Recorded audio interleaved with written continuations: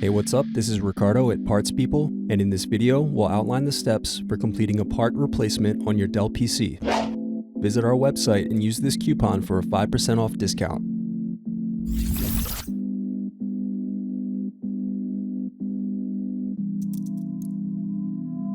Unscrew, then remove access door.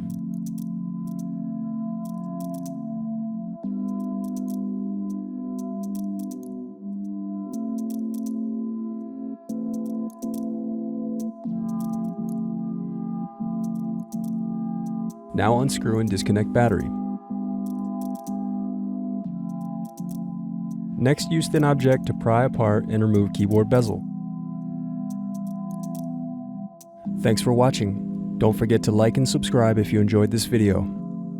And if you need more, check out this playlist to watch other tutorials for your laptop. You can also click here to find parts for your laptop at partspeople.com.